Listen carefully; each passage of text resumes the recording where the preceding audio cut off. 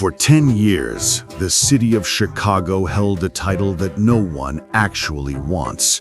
They were the undisputed kings of rats. But this year, everything changed. According to Orkin, the largest pest control company in the United States, there is a new leader on the throne. Los Angeles has officially overtaken Chicago as the #1 rattiest city in America. But here is the scary truth. It doesn't matter if you live in LA, Chicago, New York, or a quiet suburb in Ohio.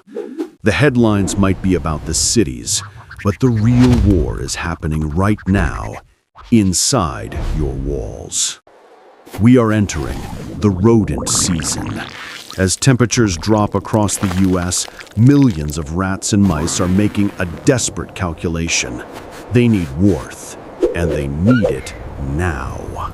And to them, your house isn't a home, it's a fortress of survival. In this video, I'm going to show you the 5 subtle signs that rodents are already living with you. Signs that 90% of homeowners miss until it's too late. And then, I'm going to teach you exactly how to fortify your home so you never have to sleep wondering what that scratching sound was.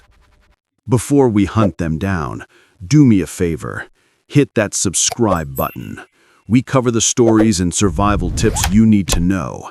And trust me, you don't want to miss what's coming next. Let's talk about the nightmare scenario. Most people think a rat infestation looks like a movie. Hundreds of them running across the floor. But that's not how it starts. By the time you see a rat, you are already in the middle of a full-blown crisis. The invasion starts quietly. It starts with a scout. Here are the 5 signs that your home defense has already been breached. Sign number 1, the wall scratch. Rats are nocturnal. Their circadian rhythm is the opposite of yours. Just as you are drifting off to sleep, they are waking up to start their workday. If you hear gnawing, scratching, or light scampering inside your walls or ceiling, that is not the house settling.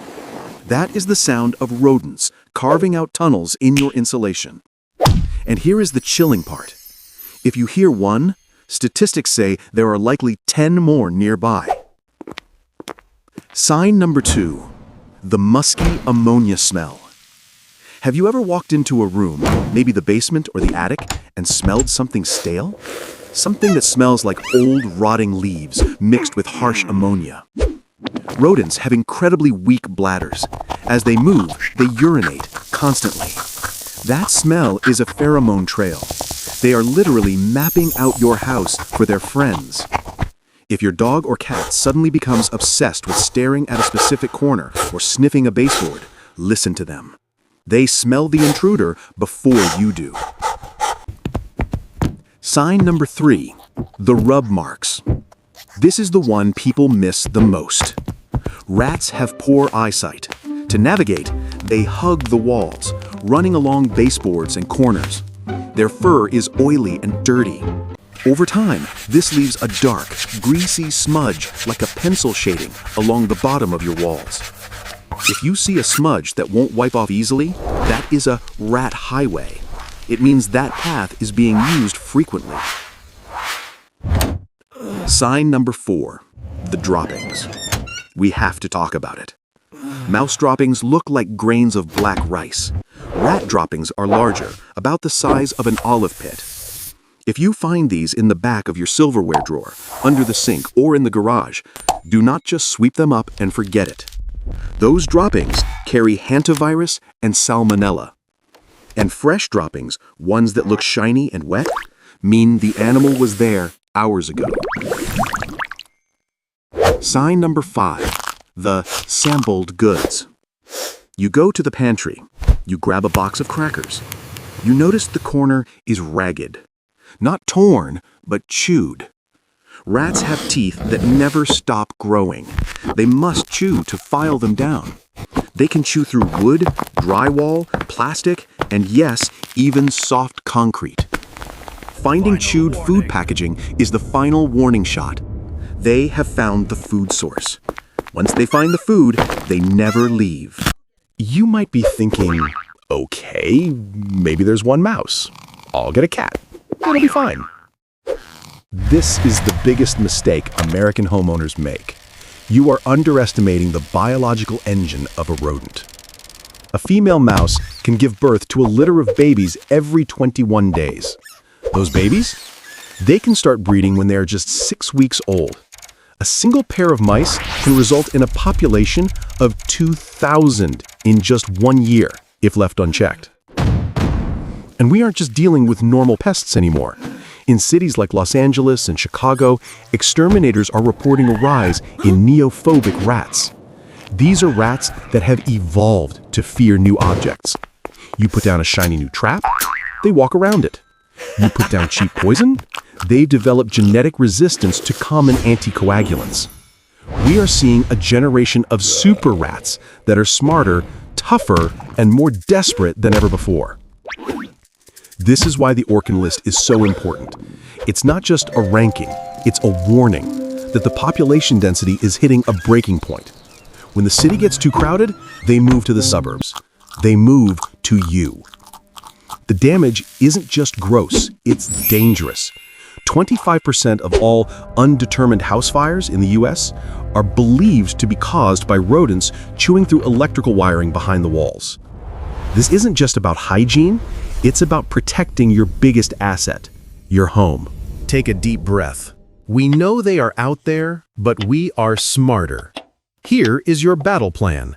We call this the seal and snap strategy. Step 1. The pencil test. Exclusion. Go outside. Walk the perimeter of your house. Look for any hole or crack. If you can fit a standard number 2 pencil into a crack, a mouse can fit its skull through it. If the skull fits, the whole body fits. Check the weep holes in your brick. Check where the AC pipes enter the house. Check the rubber seal under your garage door. Step 2. The steel wool secret. Do not use spray foam alone. Rats eat spray foam for breakfast. It's like cotton candy to them. You need grade 000 steel wool or copper mesh. Stuff that hole tight with the metal mesh, then seal it with caulk or foam. Why? Because when they try to chew back in, the steel wool shreds their gums. It is the only barrier they respect. Step 3. Starve them out. Rats need 3 things: food, water, shelter. You've tackled the shelter, now the food. Put your dog food in sealed plastic bins. Do not leave the bowl out at night. And look at your landscaping. Ivy and heavy bushes right against your house? That is a ladder. Trim vegetation back at least 2 feet from your walls. Don't give them a bridge to your roof. Step 4. The trap strategy. If you already have them inside, you need traps. But you're probably doing it wrong. Don't use cheese. That's for cartoons. Use peanut butter. It's sticky, strong-smelling, and they have to work to lick it off, which ensures the trap triggers. And placement is key.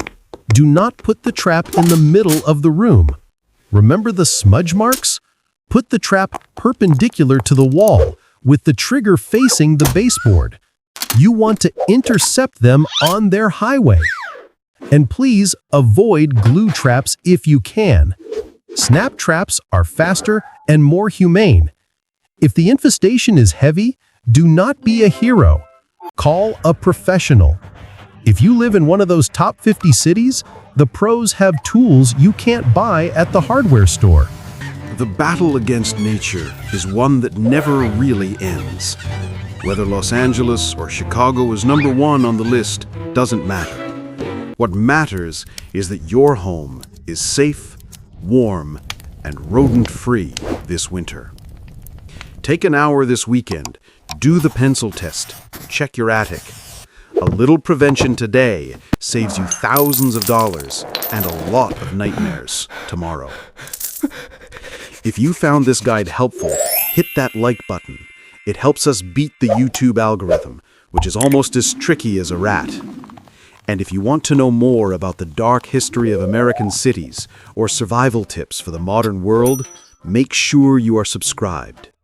Stay safe, stay warm, and I'll see you in the next story.